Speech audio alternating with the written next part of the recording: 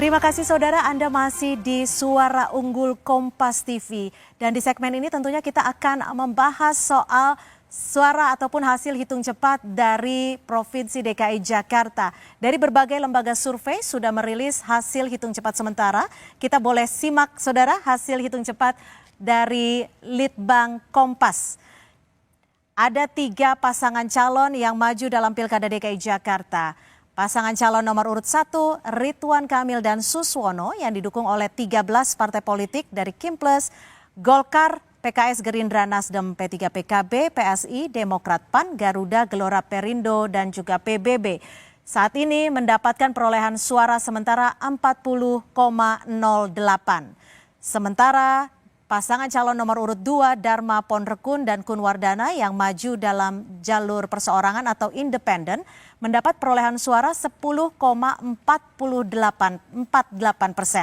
Dan pasangan calon nomor urut 3, Pramono Anung dan Rano Karno yang didukung oleh PDI Perjuangan dan Hanura mendapat perolehan suara 49,45%.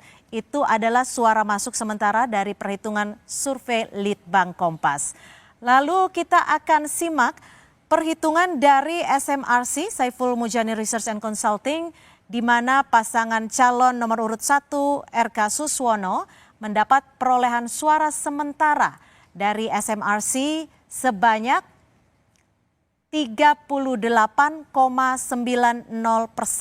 Sementara paslon nomor urut 2, Dharma Ponrekun dan Kunwardana memperoleh 10,16%. Dan paslon nomor urut 3, Pramono Anung Rano Karno memperoleh 50,95%. Itu berdasarkan hasil hitung cepat dari lembaga SMRC. Lalu kita bergeser dari lembaga survei lainnya. Indikator Politik Indonesia, ada perhitungan yang sudah dirilis dengan suara masing-masing, diantaranya Ridwan Kamil dan Suswono. Paslon nomor urut 1 memperoleh suara masuk hingga saat ini sebesar 39,52%. Sementara pasangan calon nomor urut 2, Dharma Ponrekun dan Kunwardana memperoleh 10,61%. Dan pasangan calon nomor urut 3, Pramono Anung dan Rano Karno mendapatkan perolehan suara 49,87%. Dan saudara, itu tadi adalah hasil hitung cepat sejumlah lembaga survei untuk Pilkada DKI Jakarta. Kita masih akan membahasnya secara mendalam sesaat lagi. Kita akan menghadirkan 1 juta lapangan pekerjaan kepada warga Jakarta selama 5 tahun ke depan. Dan untuk Gen Z jangan khawatir, co-working space gratis dan juga pelatihan digital untuk masa depan. Kurangi kemacetan dengan teknologi tanpa lampu merah. 2, prioritaskan transportasi umum. 3, siapkan energi terbarukan seperti biodiesel mandiri. Bisa dari rumput laut, bisa dari nipah, bisa dari bakau. Saya berkomitmen di dalam membangun Jakarta, saya lebih memanusiakan orang-orang yang memang perlu mendapatkan pertolongan. Sehingga dengan demikian catat apa yang menjadi omongan saya. Kalau saya menjadi gubernur, saya tidak melakukan penggusuran. Yang saya lakukan adalah pemberdayaan.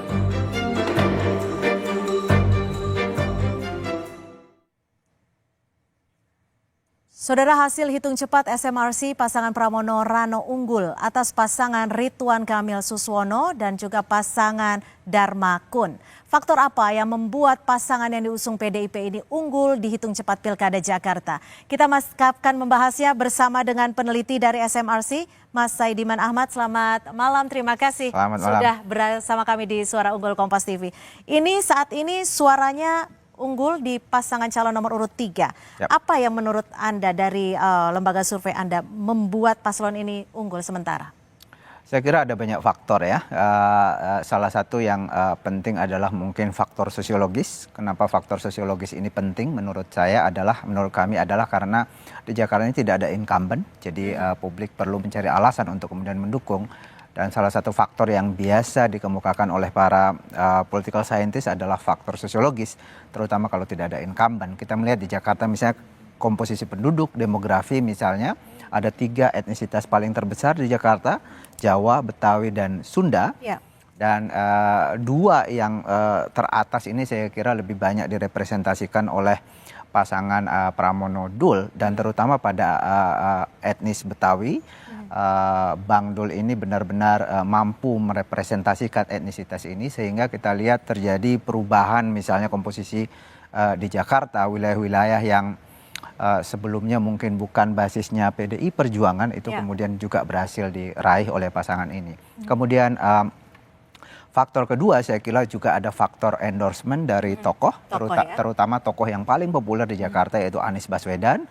Kita tahu bahwa di awal pilkada itu ada semacam kekecewaan dari publik, sebagian publik Jakarta, terutama para pendukung Anies Baswedan yang jumlahnya sangat banyak karena jagoannya ini tidak maju gitu ya, tidak diusung. Mereka ingin Anies Baswedan menjadi gubernur Jakarta kembali, tetapi tidak ada partai yang sekedar memberi mereka kesempatan untuk mencoblos tokohnya, sehingga itu muncul kekecewaan. Lalu ketika Anies Baswedan kemudian mengarahkan dukungan pada nomor 3 itu kemudian berhasil menarik. Dan yang penting dari Anies Baswedan bahwa selama ini Anies Baswedan, para pendukung Anies Baswedan sebenarnya sangat beririsan dengan sejumlah partai yang sekarang mendukung Ridho. Pertama adalah Partai Keadilan Sejahtera, kemudian Nasdem dan PKB gitu ya. Dan kita tahu bahwa di Indonesia bukan hanya Jakarta, itu ikatan publik dengan partai itu relatif longgar gitu ya. Party ID kita sangat rendah. Yang paling utama adalah tokoh. Sehingga ketika tokoh seperti Anies Baswedan itu menentukan pilihan, ini bisa menggerus suara partai. Walaupun partai elit partainya mendukung Ridho, tetapi itu berhasil diambil oleh sebagiannya oleh Pramono Anung yang didukung Anies. Salah satunya misalnya PKS, kita lihat di dalam survei, bahkan di dalam exit poll yang kami lakukan pagi ini, suara PKS yang biasanya solid, ini adalah partai kader, tapi di Jakarta terpecah gitu ya, sebagian ke Ridho, sebagian lagi diambil. Prosentasenya terhitung tidak? Presentasinya 50-50 lah, itu yang terjadi. Nah, ketika ini terpecah, sementara basis pendukung dari partai-partai, katakanlah kelompok kebangsaan di Jakarta yang juga cukup besar, jangan lupa bahwa PDI Perjuangan juga relatif kuat di Jakarta sebelumnya itu pemenang pemilu, jadi itu solid.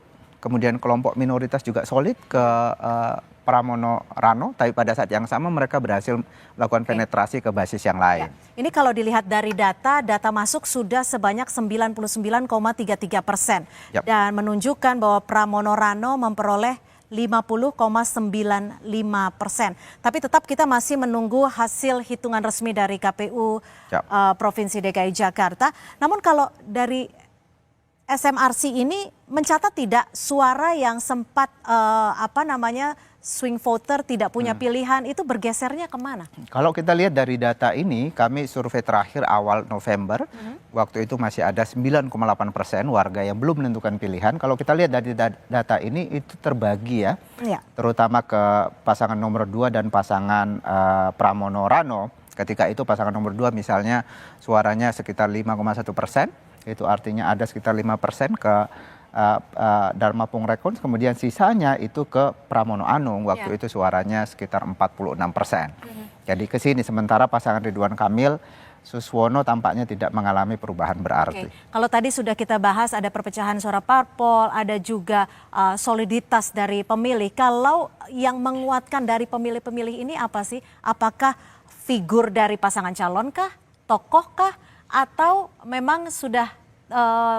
tertarik dengan program-program yang dicanangkan? Pertama tentu saja figur ya. Kami misalnya menemukan ini Jakarta lumayan unik. Biasanya di dalam pemilihan kepala daerah, faktor yang paling penting itu adalah figur nomor satunya atau calon gubernur. Tapi di Jakarta dengan adanya Pramono berpasangan dengan Rano Karno, ini kemudian rupanya pasangannya ini cukup kuat menarik pemilih, jadi terutama dari etnis Betawi. Figurnya Bang Dul ini cukup mengangkat figur Pramono seperti itu? Iya, misalnya kita temukan bahwa Rano Karno ini selain dia populer, dikenal oleh hampir semua publik, juga disukai, sangat tinggi ya, tingkat elektabilitasnya sampai 92%. Jadi dari seluruh yang kenal, 93% yang kenal, 92%-nya suka. Bandingan misalnya dengan Pak Ridwan Kamil, dikenal 91%, tapi yang suka hanya 74% di survei kami yang terakhir gitu ya. Dan nama-nama lain itu di bawah itu. Jadi aspek kekuatan Rano Karno saya kira yang kemudian mendorong Pramono Rano kemudian mendapatkan suara lebih kuat. Ini kan ada kekuatan dari pemilih yang berdasarkan partai-partai politik. Bagaimana ini SMRC melihat atau membacanya, ini seperti apa ini?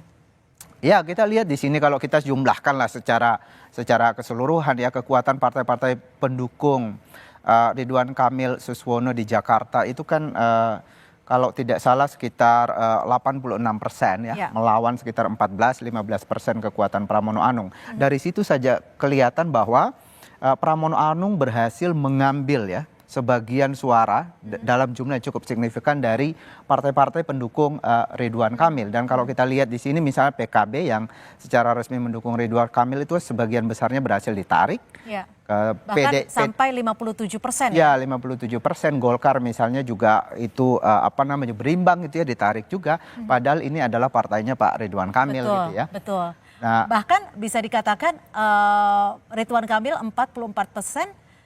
Pramono Rano 45% untuk Partai Golkarnya ya. Ini terbagi gitu ya. Partai Nasdem misalnya, bahkan Partai Demokrat.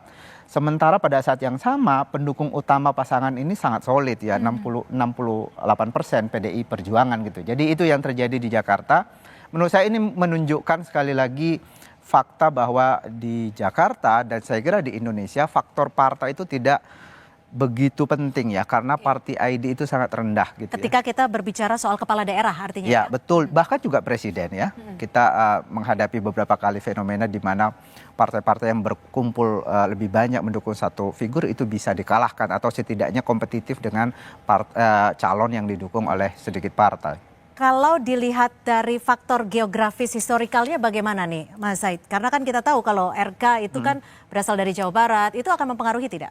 Ya, itu salah satu yang mempengaruhi. Misalnya kalau kita lihat dari aspek etnisitas, ada sangat kuat dukungan dari etnis Betawi misalnya pada Pramono Rano, sementara Pak Ridwan Kamil ya cukup populer di pemilih yang Sunda gitu ya. Sebenarnya pertarungannya di pemilih Jawa, tetapi pemilih Jawa ini secara tradisional itu cukup dekat dengan Partai Merah, Partai PDI Perjuangan di wilayah-wilayah yang etnisitasnya Jawa banyak gitu ya. Di situ pula PDI Perjuangan biasanya unggul. Oke, kalau kita bandingkan dengan pemilihan Pilpres ini SMRC juga mencatatnya sepertinya ya.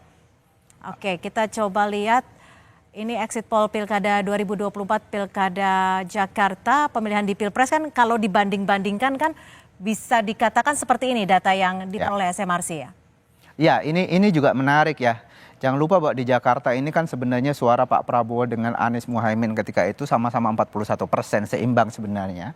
Nah, kita lihat di sini, di satu sisi suara Ganjar Mahfud itu solid ke pasangan nomor 3 dan di sisi yang lain berhasil mengambil suara Muhaimin Iskandar ya dalam proporsi yang cukup besar. Pada saat yang sama Prabowo Gibran walaupun tidak berhasil diambil dominan tetapi cukup banyak juga yang diambil. Selisihnya tidak terlalu jauh gitu ya. Jadi saya kira ini yang terjadi. Jadi pasangan nomor 3 berhasil mensolidkan ya basisnya lalu kemudian melakukan penetrasi terhadap Anies Muhaimin yang kalau kita lihat karakter pemilih ini mereka adalah kelompok pemilih yang relatif kritis terhadap istana, terhadap koalisi besar kira-kira secara keseluruhan. Oke, bagaimana dengan pemilih dari generasi ini Mas Said? Catatan dari SMRC seperti apa? Kami menemukan bahwa dari generasi memang kita lihat di sini di hampir semua generasi yang mulai dari milenial ke atas itu relatif dominan ke Pramono Rano ya. Saya kira kita bisa menduga di sini bahwa lagi-lagi ini faktor Rano Karno ini adalah untuk boomer sudah cukup familiar sepertinya ya. Public figure yang sangat terkenal di masanya gitu ya. Sementara generasi Z ini cenderung lebih kuat ke Ridwan Kamil. Saya kira salah satu penjelasannya karena Ridwan Kamil memang sangat aktif di media sosial. Dan bukan hanya dilakukan sekarang tapi sebelum-sebelumnya juga sangat aktif apalagi dibandingkan dengan calon-calon yang lain. Jadi saya kira itu salah satu penjelasannya. Oke, kalau dari demografi penduduk Jakarta jika dikotakan dalam pemilihan DKI Jakarta ini bagaimana? Wilayah maksudnya? Ya, di wilayah memang kita lihat secara tradisional Jakarta Timur dan Jakarta Selatan ini biasanya agak hijau nih, agak Islam gitu. Dan ini bukan hanya terjadi sekarang tapi sebelumnya dua wilayah ini padat penduduknya dan itu biasanya adalah basisnya Masyumi dulu, kemudian P3, kemudian PKS. Tapi sekarang ini ada kecenderungan bahwa Pramono Rano berhasil melakukan penetrasi ke sana. Bahkan di survei kami terakhir itu di awal November, Jakarta Timur udah berhasil diraih oleh Pramono. Paslon 3 gitu Ya, Pramono. Jadi figur Rano Karno ini yang kuat ya? Saya kira itu figur Rano yang kuat. Di satu sisi itu ada kombinasi, ada endorsement, ada dukungan dari para pemilih Anies. Ya. Kalau untuk Jakarta Selatan? Jakarta Selatan ini saya kira wilayah yang bisa menjadi pertarungan, tetapi saya kira saya juga lihat pagi ini juga berhasil dominan Pak Pramono Rano di sana. Saya kira ini salah satu dampak dari endorsement atau kekuatan endorsement dari Pak Anies beberapa hari terakhir ya. Kalau sebelumnya kan masih tidak terlalu jelas, hanya ngasih kode gitu ya, atau juru bicaranya ke sana, itu pun sudah berhasil mengubah suara. Tetapi dengan keluarnya Pak Anies secara eksplisit menyatakan dukungan, saya kira itu juga membuat bahkan wilayah seperti Jakarta Selatan juga goyang gitu ya ke Pramono Rano. Tapi kalau pemilih Jakarta ini lebih banyak generasi yang mana nih Mas Said? Di Jakarta itu umur 40 tahun ke bawah, kalau tidak salah sekitar 65%. Jadi cukup muda gitu ya. Pada saat yang sama dari sisi pendidikan SLTA ke atas itu sekitar 68%. Jadi figur semacam ini kombinasi antara yang terdidik dan yang muda ini sebenarnya kita coba sangat lihat nih latar belakang kalau dilihat dari pendidikannya. Ada datanya dari SMRC. Nah, bagaimana ini membacanya nih? Dari RK cukup tinggi ya? Ya, kita melihat di sini bahwa di hampir semua jenjang ya cukup kuat, tetapi yang terkuat adalah mereka yang berpendidikan SD ke bawah. Saya kira ini juga menggambarkan tadi ya bahwa semakin senior gitu, semakin ke Rano Karno, dan juga ada salah satu etnis terbesar Betawi misalnya, mungkin diwakili oleh mereka yang berpendidikan SD ke bawah, itu relatif di situ posisinya. Sehingga ini konsisten ya dengan data-data demografi yang lain. Kalau dilihat dari skala ataupun level dengan pendidikan yang cukup tinggi, SMRC membaca datanya seperti apa nih? Banyak ke mana? Pilihan Ridwan Kamil kah atau Pramono Anung? Kalau kita lihat di sini angkanya ke Pramono Anung juga. Kita lihat di sini, jadi semua jenjang pendidikan ini dikuasai oleh Pramono Anung, tetapi kita lihat memang di pendidikan SD ke bawah itu relatif lebih besar. Lebih lebar gapnya dibanding yang lain. Sementara yang lain ini ya ada pertarungan sengit lah sebenarnya di SLTA, di perguruan tinggi gitu. Tapi SMRC mencatatnya bagaimana sih Mas Said? Apakah memang figurnya yang dilihat atau termasuk tawaran-tawaran program visi misinya untuk Jakarta ke depan? Sekali lagi itu ada banyak faktor di sana. Saya kira juga tawaran program juga memainkan peranan. Kita tahu bahwa lagi-lagi warga Jakarta ini sangat kritis. Baik Ridwan Kamil maupun Pramono itu sama-sama menawarkan program yang cukup baik sebenarnya kalau bisa diterapkan.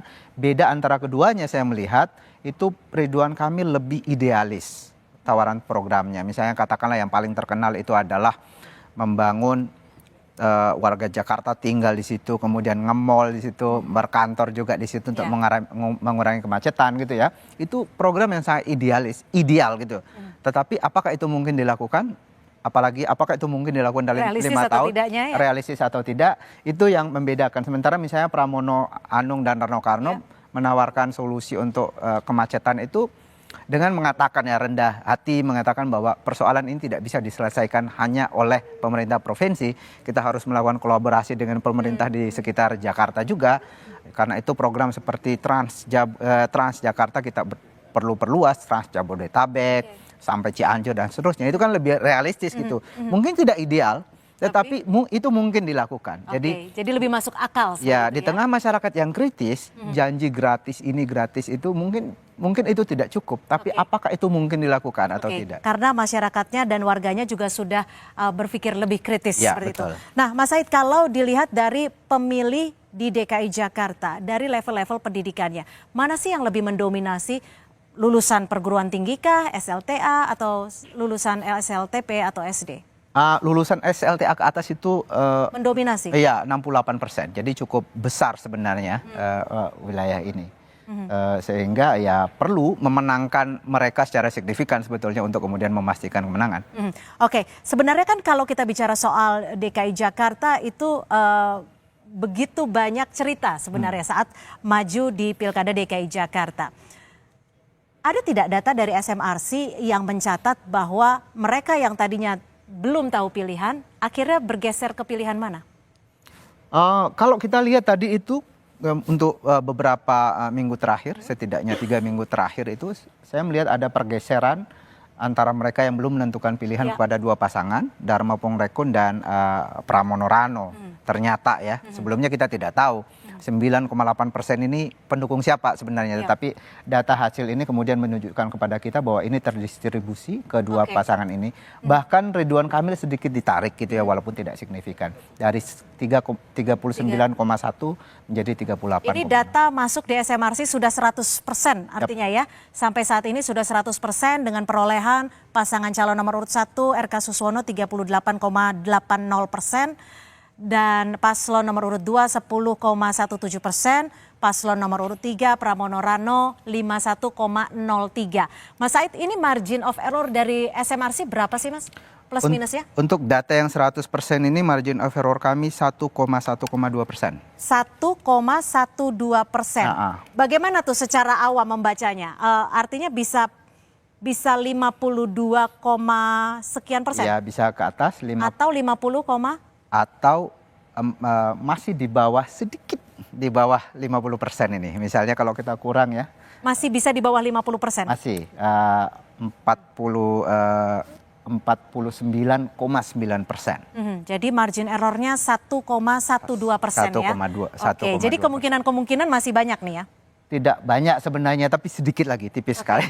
Gimana tapi sih walaupun demikian ini kita itu bahas untuk masyarakat awam seperti itu ya. Iya, betul. Karena kan ini suara masuk sudah 100% untuk SMRC. Ya. Apa yang bisa dijelaskan ke pemirsa dan juga pemirsa Kompas TV untuk hasil ini? Oke, jadi quick count ini bukan pendataan seluruh hasil, tetapi ini kita menggunakan sampel, karena itu penggunaan sampel itu selalu ada kemungkinan errornya ya, plus minus. Jadi plus minus kesalahan ini untuk data SMRC ini 1,12%, 1,12%. Karena itu kalau datanya 51, katakanlah kalau tidak pakai koma ya, 51%, kita bisa menghitung secara positif. Itu artinya aktualnya bisa 52,12%. 52,12%. Atau kalau kita pakai kalau plus 1 ya. Atau kalau kita pakai ini berarti 52,9%.